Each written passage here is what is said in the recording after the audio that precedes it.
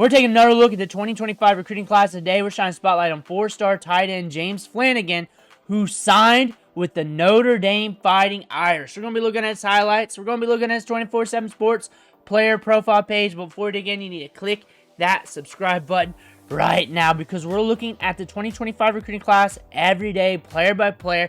You need to know what your new players look like before they hit the field. Click that button. Stop missing out. We're starting off with his 24/7 Sports player profile page. If you're here for just the highlights, just fast forward a few minutes. We'll get there. But he's rated as a 4-star recruit in both sets of rankings, the composite and in the rankings. Ranked as the tight end 7th in the class, tight end 6th in the composite. Number 1 player out of Wisconsin from Green Bay, 6'4.5", 235. This is dated. This is during the recruiting process, so we could be bigger by now, which he should be getting bigger anyways over time, so I'm not really worried about that asset. But here we got 9 offers. 9 offers. So far, the lowest number of the class here, but I'm pretty sure he got more than that, because usually they don't update like the heights, weights, and stuff, so he probably got more than that. But Notre Dame, Michigan, Louisville, Minnesota, schools in that area, Big Ten schools, other schools, promising schools, big programs, we're still after them. That's something to pay attention to. Schools that can develop tight ends. Navy All-American Bowl, we played in that. What they're saying is he's a box-checking tight end that has true line capabilities and no shortage of developmental upside. Owns an elite multi-sport profile with rare hockey background. Has dominated inferior competition the past few years, making an impact as a pass catcher and attached blocker on offense while pushing pockets. There's the reason why. There's the reason why. Playing inferior competition, maybe we played against some good teams. That's just what they said. But that's probably why we only got like a 9 spot with the offers. Understands how to find leverage, engage his lower half while playing with a flat back. Another thing they said, no short of developmental upside.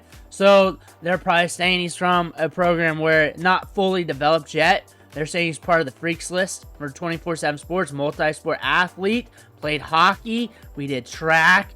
This is a guy that was all over the place. This is a guy that has his footing. And hockey, I've never played hockey, but gas tank, aggressiveness, lateral agility, that's good to see. Fluidity in the ankles.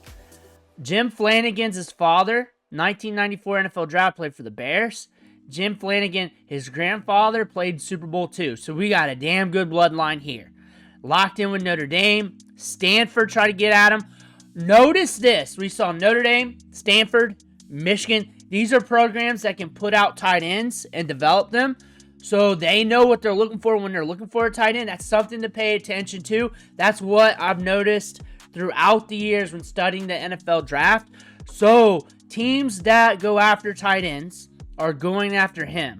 That is a good look for his prospect profile. 503 receiving yards in 2023. 520 year prior to that. Might be a lot according to their school, though. According to his school, that might be a lot. Let's take a look at the highlights. Let's see what he's working with. I'm very intrigued of what we're going to see here. I think this one might be a very fun prospect to analyze and look at. Hit that subscribe button. We're going to be watching a lot more Notre Dame players on top of that. Let me know what you think in the comments below. Almost 12 minutes of highlights. He's long. He's long. Hands, some ball skills. He's built like Notre Dame tight ends that I've seen in the past. He's got I wouldn't say college-ready frame, but he's got a frame that's adequate for the hype. Adequate for the hype. Early morning. But that's the perfect time to watch tape, right? Downfield. Right there, coming back for it. He's got height and length. Is that him pulling? We're blocking. There we are. I will say this, judging by the size, not the worst competition. Not the worst. Size of the defenders they're going up against. Looking at D-line, and you don't understand. Sometimes it looks like they're going up against like 5th graders in some of these highlight clips. And what my reaction was to the scouting report, my reaction now is competition. I mean, not the grandest, but also it's not against guys who look like they're playing Pop Warner either. I'll just say that. There's some small DBs out there. Oh, like that's this. Oh, he killed a small one. Oh, he killed an elf. Okay. Okay, we're having fun here, too. We love this game. Here we go. Oh, there he is. Bam. Yeah, if I think about Notre Dame tight ends, this is it. This is what I would expect. This is what a gritty guy, good at all phases, catch the ball downfield, has some athleticism. This is what I would expect. He's a finisher. He's a finisher.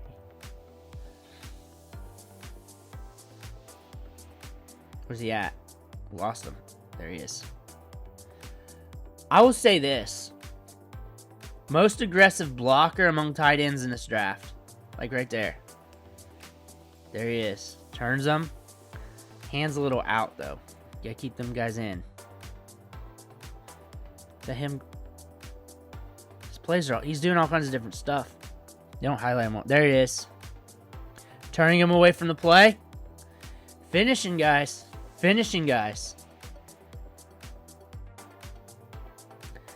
Finds a spot. Uh-oh, he got it. He got it, right? Touchdown, dude. Good awareness.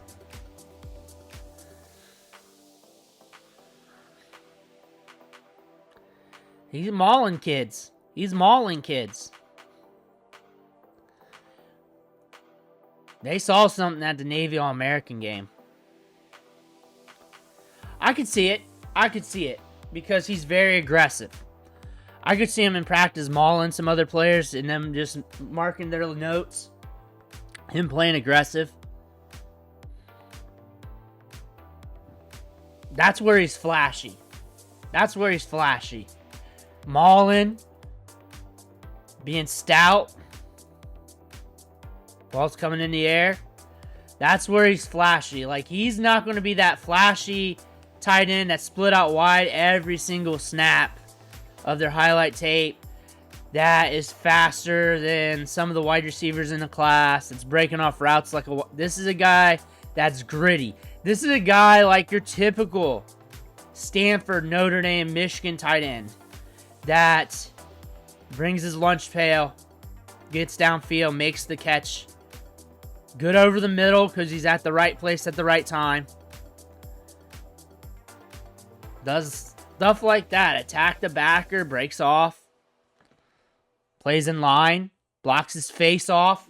Like I said earlier, he's the best blocking tight end so far. I guess I don't know best blocking because I don't know because these are highlights. But I would say his highlight tape shows the most, and he's the most aggressive. He's got the most kill shots already. We're not even halfway through his tape.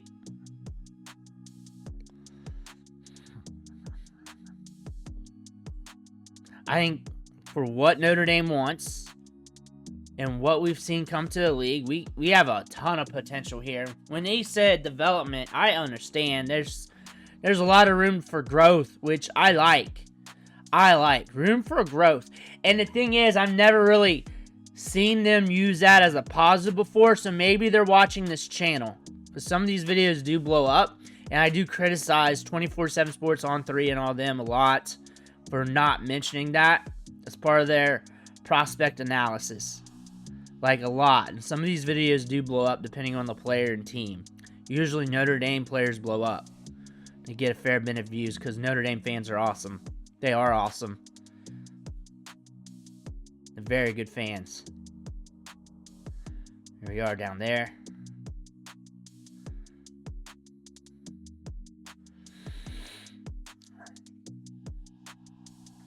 Look at the rain. You can't. He's gritty. He's gritty. Like, he's not going to be the fastest tight end in any class. He's not going to be the biggest. He's not going to be this or that. He's not going to be like the ist of anything. He's got the grit. And he's got the grit. Blocking. Run blocking. Pass blocking. Like, we got a lot of work at that. We got a lot of experience at that. And he's showing that. He's very aggressive and effective. Now, he's murking kids that are not college ready. But it doesn't matter. He's showing you the ability, the willingness. I see the frame. I definitely see the frame where we can add more too. And that's more upside. I like that. That's the easiest upside in any player. Just being able to get to the weight room, showing them to drink a few extra protein shakes, eat a little better, and then pushing them. And if they got the dog in them, they're going to grow. That's so easy, especially at that age. I'm not really worried about that. I like that. I like it. I look at it as a positive. I love his aggressiveness. Searching to get that block downfield. Searching to get it. We're looking at a very good tight end prospect with a lot of upside here. And upside is, like, he fits Notre Dame. He fits those schools that were looking at him. Like I said, when we were looking at his prospect profile over on 24/7 Sports, he just fit that. He fit that perfectly. He fit it. Like, from what we see coming out of the draft, from Michigan, Notre Dame, Stanford, like, just by looking at those teams, I knew what we were going to get. Because this is a live reaction. This is my first time watching play to play. I watch enough to make sure things are clipped appropriately and downloaded so we can do the video and present. But right now, live reaction. I'm seeing a guy that blocks his face off. I'm seeing a guy that fits with Notre Dame.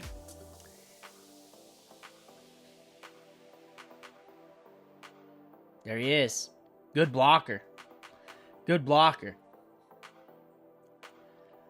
Like, he has the potential, considering how Notre Dame utilizes their tight end, to be the most productive tight end in this class. He has that potential. Even though there's flashier guys when it comes to speed, route running, and all that stuff, he has the potential for that.